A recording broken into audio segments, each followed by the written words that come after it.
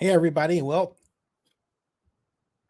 I would say 7 hours ago, I downloaded the tentative ruling in the upcoming latest environmental impact review hearing on, in this instance, on a lawsuit alleging that key elements of the EIR's findings were essentially incorrect, and that the EIR, to put it in a nice bow, didn't adequately evaluate the anticipated impacts of the Howard Terminal project on its environment. And what I saw was a 40-page document, and then read, that was poorly formatted from a legal perspective. And I know it was confusing to a number of you who may have seen the PDF, which read that, and I have it right here, and I will pull it up, which read that, well, the motion, the writ of mandate was both granted and denied, as if taking the document, half of it was granted and then half of it was denied, right? And when you really read through the case, you find that was not the case. It's not the instance at all. And that, save for one issue that I've talked about before, the wind, the A's received this slam dunk win, all right? But then you would say, why is it that they wrote it as if it was a 50-50? And why is it that if I try to find where the motion was denied and the motion is granted, I can't easily determine that from a nomenclature perspective, right?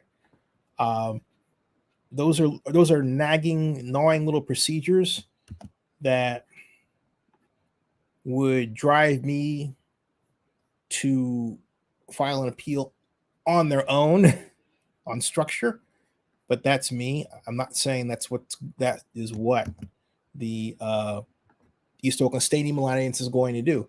Also, I am not in favor of killing the Howard Terminal project, but I am in favor of legal arguments that are well written and make sense. All right.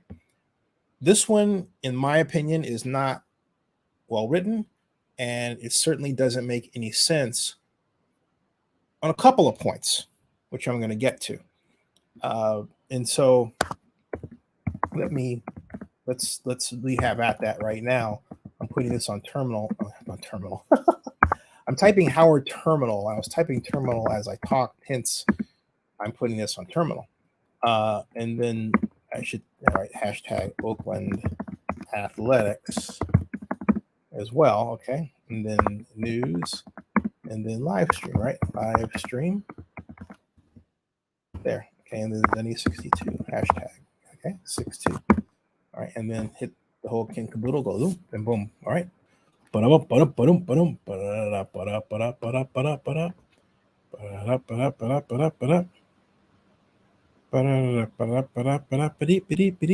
right. Okay. Now, all right. What's going on here? What are we looking at? I will tell you what the problem is forthwith.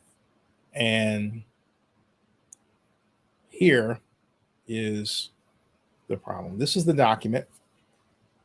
This is that's page 36 of 40 of the entire tentative ruling. So let's go right back to the top, all the way up here, okay? And then determine for ourselves what the language up top reads, and then you can understand why I say it's so completely nonsensical, all right? It's supposed to hit this, and it's supposed to click over, so let me just go ahead and do this like that. And That's the fastest way to get to the top. That works. So let's go up here like that. Okay. All right. That's 1 of 40. Okay. And goes all the way down to here. This is the part you want to pay attention to. Tentative ruling. The petition for Writ of Mandate filed by Harbor Trucking Association, California Trucking Association, East Oakland Stadium Alliance, Schnitzer Steel Industries Incorporated, International Longshore and Warehouse Union, Pacific Merchant Shipping Association on 04/04/2022 or April 4th, 2022 is granted in part. In part. Petitioners petition for writ of mandate is granted in part and denied in part. And that's where things, would seem to get murky, okay? That's where things would seem, to get murky. Now, this is a 40-page document with a lot of language, and so I'm going to cut to the chase so that I produce information that's understandable to you and makes sense. Let me cut to the chase.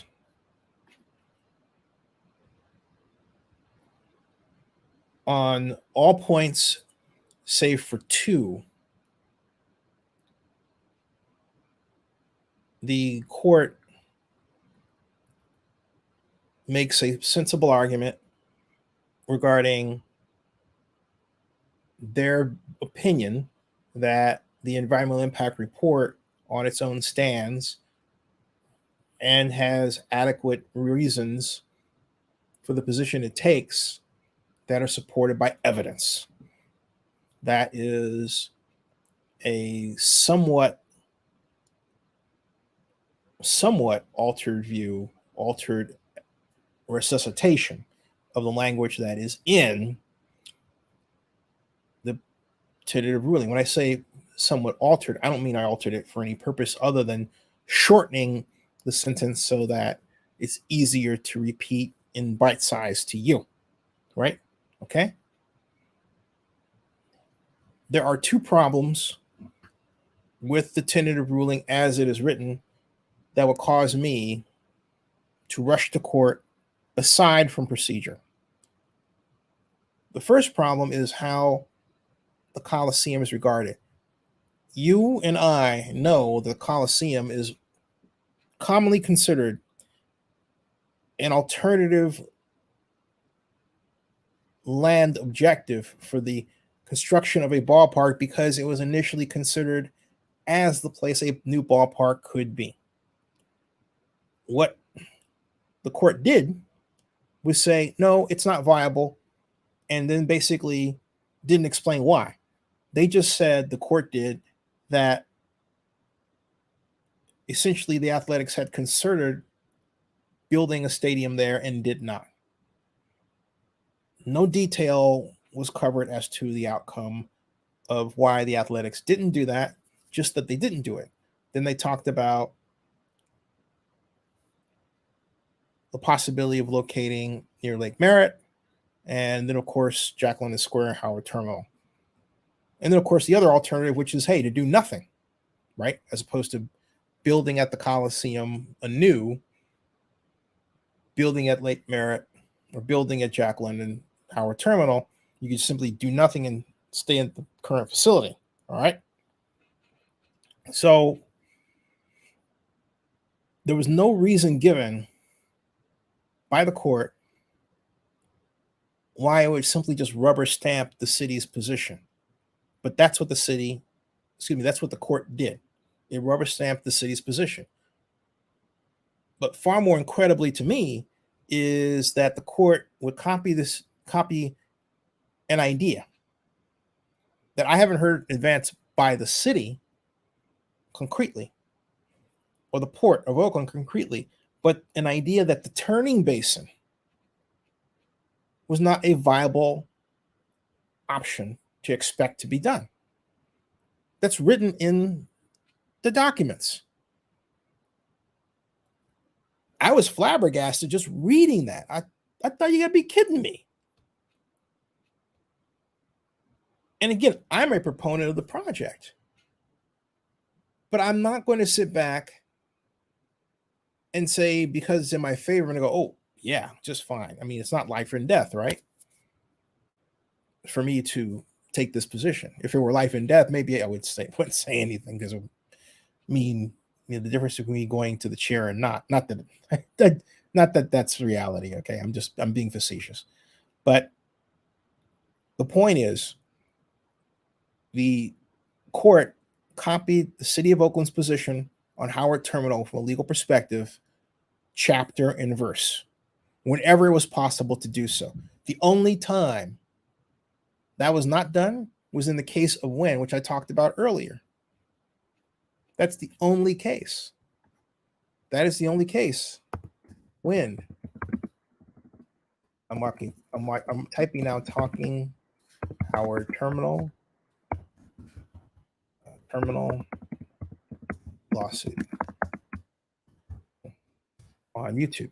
Okay, boom, there. Okay, so I found the structure of the petition to be just out and out weird. Now, here's what I'm telling you is going to happen. The East Oakland Stadium Alliance is going to file an appeal. I repeat, the East Oakland Stadium Alliance is going to file an appeal. Does that mean this whole process is going to take longer than one would think? No, because the time to file that appeal has already been baked into the total schedule. So no, all right? But the East Oakland Stadium Alliance would not, I believe, allow these and other egregious errors in judgment to go without being addressed.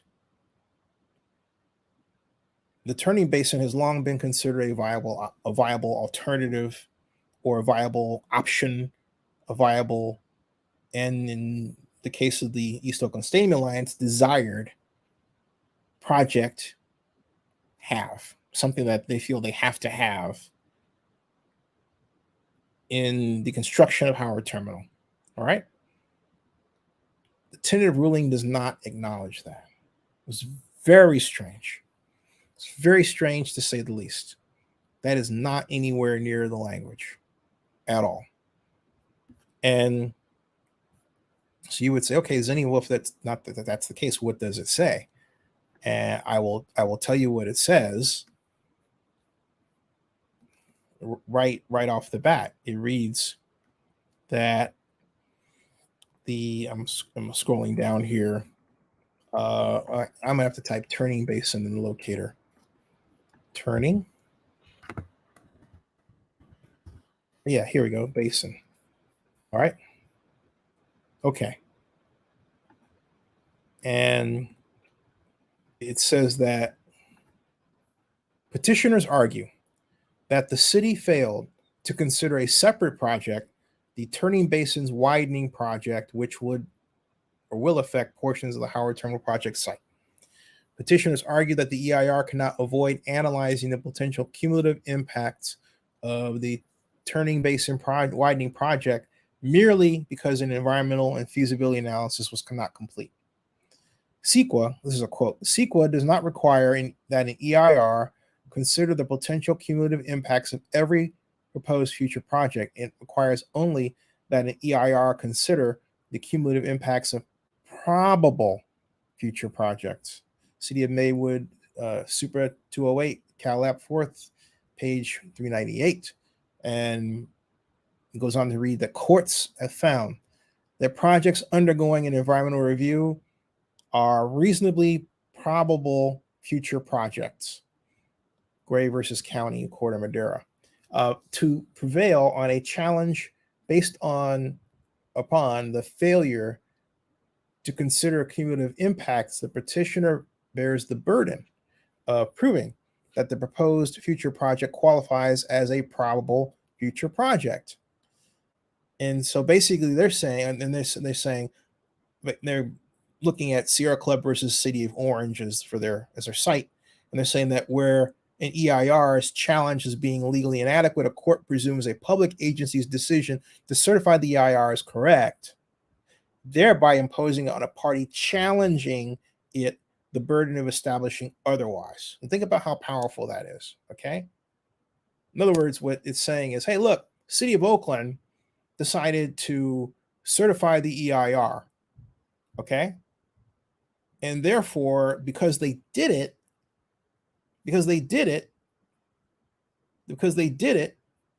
that decision was legally adequate.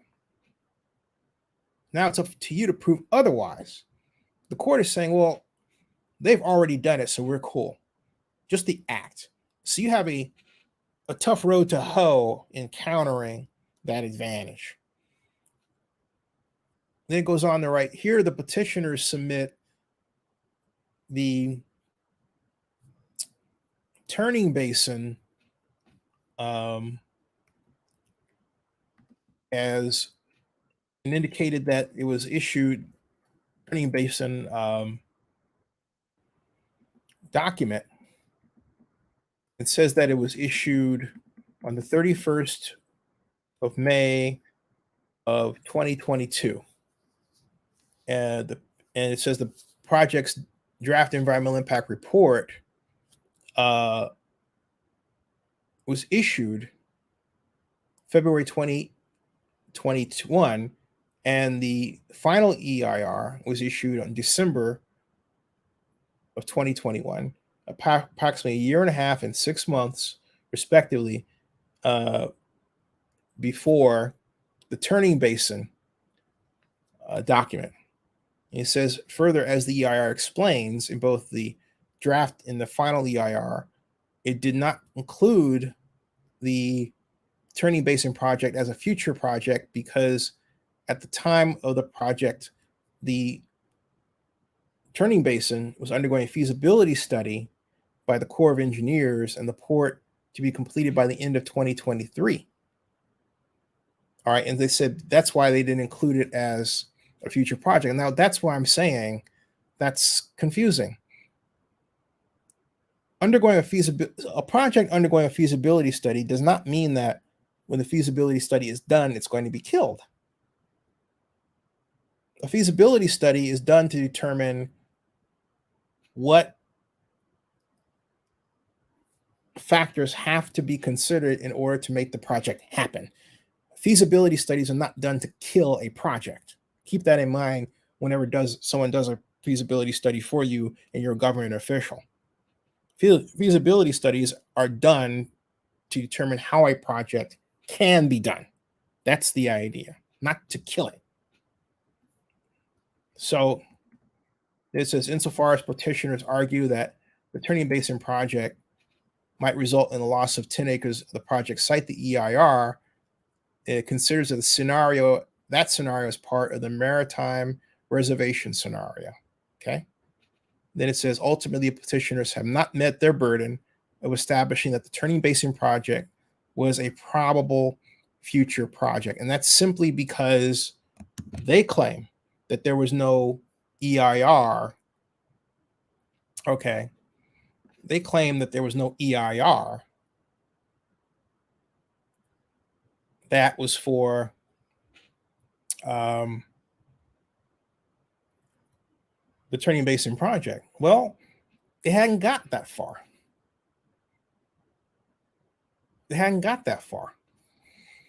So it's interesting that they would use that logic. I mean, yeah, legally they probably can get away with it.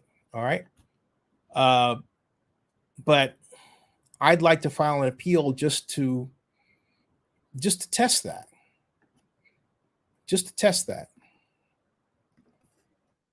Because my argument, because again, a feasibility study determines how something can be done. It's not determined to kill it. And so I think it's worth challenging the tentative ruling on that basis alone, not mentioning the other reason that this tentative ruling is maddening. The tentative ruling calls the Coliseum site as not an alternative. Did you hear what I'm saying? The tentative ruling calls the Coliseum site as not an alternative. Tentative ruling calls the Coliseum site as not an alternative. Okay. I will repeat again. The tentative ruling calls the Coliseum site as not an alternative. And it draws on the final EIR written by the Athletics and the City of Oakland for its determination, where it says ultimately it was determined that the Coliseum alternative was infeasible and less desirable than the project. Infeasible and less desirable are one thing, but it's still an alternative. Infeasible is questionable. Less desirable, is it less desirable? Is it infeasible because it's less desirable? Infeasible has to be explained. Infeasible means it can't be done. It can be done. It writes the Coliseum alternative was rejected because it could, quote, not feasibly attain most of the basic objectives of the project, and in particular fails entirely to achieve those objectives related to location near the waterfront, Jack London Square, and downtown, increasing use of the waterfront and providing a feasible location for Major League Baseball stadium with a mixed-use project. It's as if they said, okay, we're going to make the standard Howard Terminal, and everything Howard Terminal is that the Coliseum is not is our basis for rejection of the Coliseum. Think about that. In other words, Howard Terminal is the feasible place to build a ballpark. The Coliseum, which has hosted the A's for decades, strangely, is not, because it doesn't follow the Howard Terminal land use pattern example that's ideal and location, and that's ideal for the Athletics. There's one word for that: weird. Okay, there's one word for that: weird. I can't think of another. Weird comes to mind. Weird comes to mind. So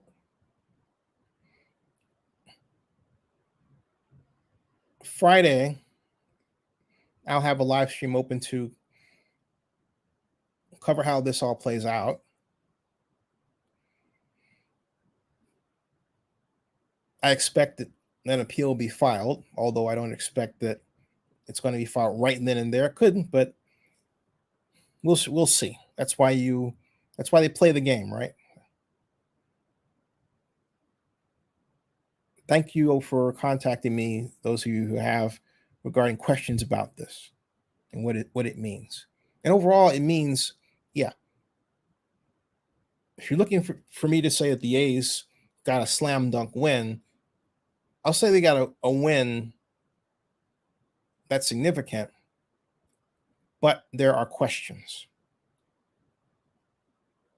And the questions are, why grant a tentative ruling that says that it was partially granted and partially not? When you read through the document, and it's quite clear that the A's scored on the vast majority of points, and those points where it scored should have been listed granted, and the only one denied was the matter regarding wind. And I'll read that for you right now regarding what it says before I go here. I want to make sure I've got this thoroughly down. All right. Deferral of wind impacts. Petitioners claim the EIR unlawfully defers mitigation measures for the wind generated by the new buildings on the project site. Petitioners assert that the EIR acknowledges that wind generated by the new buildings at the project will create a significant impact at the project level and cumulatively, but does not provide any specific performance standards. It merely requires a future wind analysis for buildings 100 feet or higher. The EIR considers the project to create a significant adverse impact if it creates wind that exceeds 36 miles per hour for more than 1 hour during daylight hours. The EIR conducted a wind tunnel test using a 1/300th scale model of the proposed project and surrounding buildings within approximately a 1,500-foot radius of the project site. The model is based on a, quote, simple massing plan of the proposed project and not on actual designs because detailed building plans are not yet available. Remember I was talking about that earlier? Thus, the analysis presented a, quote, conservative evaluation of potential wind impacts, potential wind speeds, because it did not consider features like setbacks, which would reduce pedestrian level wind speeds. The EIR concludes that the interim hazardous wind conditions would be significant and unavoidable, even with mitigation, for an extended period or surrounding buildings providing effective wind shelter, quote unquote, once completed. Thus, quote, it cannot be stated with certainty whether mitigation measures would reduce impacts to a less than significant level. And then it goes on to read that mitigation measure AES1 required a wind analysis for buildings in 100 feet in height, at least. And then it goes on to explain that what that wind analysis did. Then it discussed the preliminary scale model of project again, and it concludes that the EIR improperly defers mitigation measures for wind impacts. Okay, that's the only place where this writ of mandate, all right, right there, was granted. All the others denied. This is the only one, but they don't say that in language, which makes it kind of, hard to say, okay, what do you have to kind of dig through here and figure out what you mean. Tell us what you mean, right? Okay. But in all other places, like for example, land use conflicts and light design features, it says the EIR proposes to reduce the potential effects, and then it has language supporting the EIR in these instances regarding what it says as being the standard of the day. All right. So that's the only place. The wind part is the only part. That's it.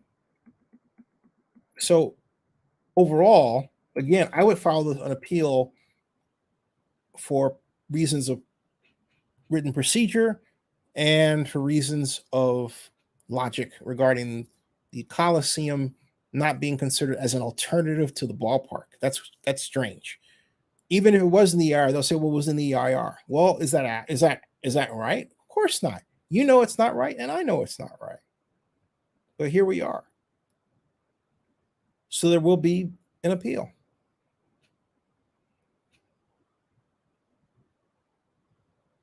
They wrote the EIR, the city did, in such a way that no wiggle room could be given for anybody who would dare point back to the Coliseum as an alternative.